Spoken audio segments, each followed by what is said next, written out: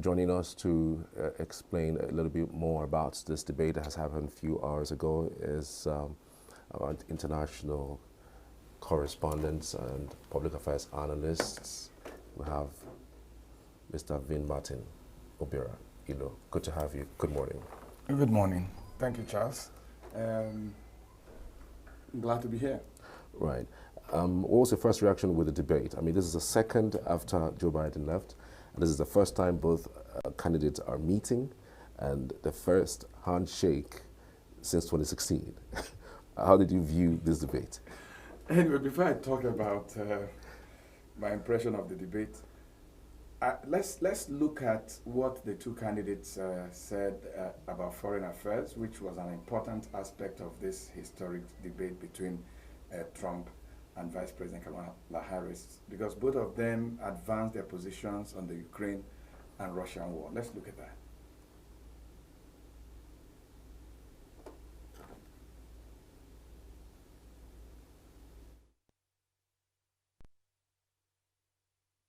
They don't want that. Let's understand how we got here.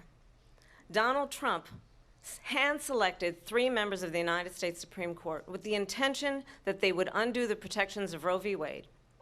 And they did exactly as he intended. And now in over 20 states, there are Trump abortion bans. Trump abortion bans that make no exception even for rape and incest, which understand what that means. A survivor of a crime of violation to their body does not have the right to make a decision about what happens to their body next. That is immoral. And one does not have to abandon their faith or deeply held beliefs to agree. The government, and Donald Trump certainly, should not be telling a woman what to do with her body. I have talked with women around our country. You want to talk about this is what people wanted?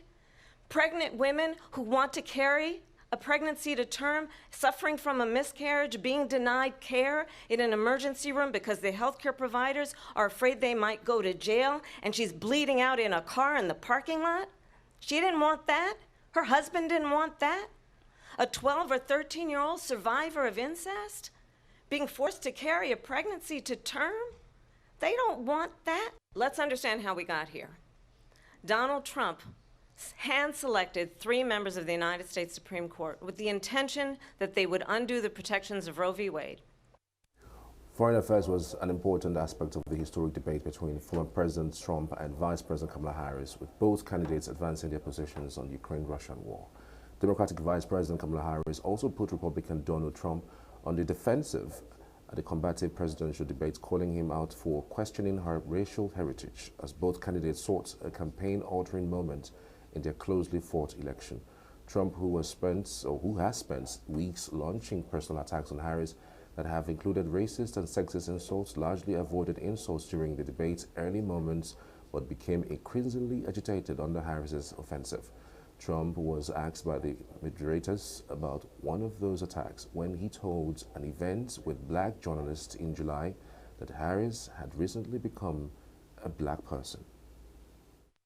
Just so you understand, they sent her to negotiate peace before this war started. 3 days later, he went in and he started the war because everything they said was weak and stupid. They said the wrong things. That war should have never started. She was the emissary. They sent her in to negotiate with Zelensky and Putin, and she did. And the war started 3 days later. And that's the kind of talent we have with her. When I went to meet with President Zelensky, I've now met with him over 5 times. The reality is it has been about standing as America always should, as a leader upholding international rules and norms. That the alliances we have around the world are dependent on our ability to look out for our friends and not favor our enemies because you adore strongmen instead of caring about democracy. When I went Joining me now to discuss the U.S. presidential debate, which ended a few hours ago, is former foreign affairs correspondent Vinmartin, Obiora. Vin, thank you so much for joining us. Yeah, thank you for welcoming me a second time. I just wanted to see some more parts of that debate. It was a very engaging one. It was vibrant. It was like footballers will say. You didn't take your eyes off your TV set because every second was a high point. But what has happened in this election is that Kamala Harris is coming out of the dark, bringing herself, presenting herself to the American people for the first time, enjoying this kind of viewership. I mean, number of Americans and even people across the world. And she knew it was a very, very important moment for her. And what did she do? She tried to avoid distractions. She tried to remain focused. And she went into that debate with what I would call a two-pronged strategy. One was to show herself as someone who had authority. She also wanted to show herself who had a lot of gravity, and also wanted to show herself as somebody that was mature, presidential, and could be president of America. She also, the second part to it was to differentiate herself from Trump. I mean, she was very intentional and strategic about it. This is who I am, and this is who he is. And that was even, if you started from the beginning, when they came, you saw that she was the one that walked from her podium and went across to where Trump was and shook and said, I am Kamala Harris. So, and then another strategy she employed in that debate was to see how she can provoke Trump, how she could get under his skin and make him say some of those wild things that he's known for. But then she also tried to stay on the issues. And, she presented herself as someone who was going to be president of every American, And for Trump's strategy going into that debate was to show that, Kamala, you can't distance yourself from Biden. True. So whatever he said, he wanted to say Biden, Kamala Harris government. Everything he tied. That it got so bad that at a point, Kamala said, you're not debating against President Biden. You're debating against me. Then the other strategy was to prove that he had a wonderful 4 years, and that all the legacies in the economy, in the defense of America, in ensuring world peace, had been blown by the Biden-Kamala Harris administration. So we saw a very robust debate early this morning for those of us in Nigeria, and it was about 9 p.m. Eastern time in the United States, But that debate also has redefined what happens in the next couple of days. Because immediately after that debate, the SSRS had pulled those that watched the debate on CNN. Okay. And the verdict was that 63% said Harris won, and 37% said Trump won. Of course, immediately Trump came out of the debate ground and was speaking to the press. He said, of course, he won. Because the Democrats think that Harris has done so well. So they are demanding for a second debate. And Trump says, well, we'll think about it, but the only reason they're wanting a second debate is because they're lost. So, and then that debate also saw Trump being Trump. making wild claims, even some that were immediately fact-checked by the presenters. Like when he said that some immigrants were eating dogs and pets of Americans. You know, that they were eating part of their, he says that the immigrants are criminals and what have you. And then he said that, can you imagine that they are not even eating the pets and dogs of the... So the interviewer said, no, based on what we have, is not true. They said it's not true. Of course, Trump, what he says, he says. And then all through the debate, because his greatest strength, according to him, is immigration and what has happened with immigration. So you ask him a question, he goes back to immigration. You ask him a question, he goes back to immigration. When they asked him, you played a part in what happened on January 6th. Did you that kind of yes or no answer? He didn't talk to them. He just so I think that this debate might change the numbers. It might change the numbers. If you remember that at the Biden-Trump debate, Trump had won almost by 63 to 33%. On every poll, in fact. On every poll. On every poll. On every poll. True. I mean, it was bad. Yeah. And that was what led to the panic of the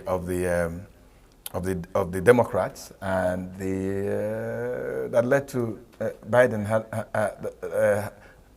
he had to now drop off the race. So I think that after this debate, numbers may change, because a lot of analysts are saying that Trump didn't actually say anything different from what he has been saying. And he didn't make a compelling case for some of the things he was saying. So I very much believe that it might change the numbers. All right, I mean, two key issues just before we let you go. One of them is what Nigeria as a country can learn from this debate. I mean, we've seen over the last few years, in our last two presidential elections, where it was even an issue for presidential candidates of political parties not coming up for debates like this. And this is the only time you can actually sit and watch someone up close and personal tell you what they would do, why they become the president of the country. But that doesn't happen. Do you think that we could learn a thing or two from this? And secondly, I didn't really see them talk about the significance of or the importance of security, given that today, which is September 11, in 2001, was when the Islamic attack happened. They didn't really dwell on that. So do you think that's one of the things that they missed out in the debate? Okay, let me start from the last question. Yes, I think security should have been one of the issues. But you know what happens in the American election? Some issues become issues. Security is not actually a big issue in this campaign and this election. Because when you look at the American state, the security challenges you could say they have are those internal gun violence and what have you. But I mean, talking externally, there's no big challenge. It's not like ISIS is like they used to be, or any of those terrorist organizations are a challenge. So security is not actually a big challenge. But anybody would have thought that because of the significance of today, that they were going to talk about it. But I don't think that's the big issue in this election is economy. The big issue in this election is immigration. You could also say that one of the issues in this election is what is happening in the Middle East, the Israeli-Gaza challenge. So you saw them talking about it. But then back to Nigeria, it's unfortunate, really. And I can say that the reason for this is because we are not a democratic nation. I'm sorry. We say we are a democratic nation. What is democracy? Government of the people, by the people, and for the people. How many times in the election of our councillors, in the election of our chairmen of local governments, in our governors, in the president, how many times have the votes of Nigerians counted? Is it not when somebody knows that your vote will either put him there or not put him there, that he has a responsibility to come to you to say, this is what I want to do? Haven't you seen governors who say, come to a campaign, all through the campaign, and they'll just say, well, the governor that is leaving has done so well, I'll just continue from where he stopped. And they get down and nobody holds them to account. So in the United States of America, every single vote counts. So the leaders have a responsibility to try to convince you, Charles. And that's why you see presidents, they are on the road, you're passing, they hold you back and say, please, this is what I'm going to do. Oh, you are from Enugu. One of the challenges in Enugu is that there are bad roads. If I become president, the first thing I'm going to do is to talk about roads. But because our votes don't count, there is a big problem. And for debates to make sense in Nigeria, the votes need to count so that our leaders will have a responsibility, a hunger, a reason to want to talk. I mean, Buhari did not debate. The current president did not debate.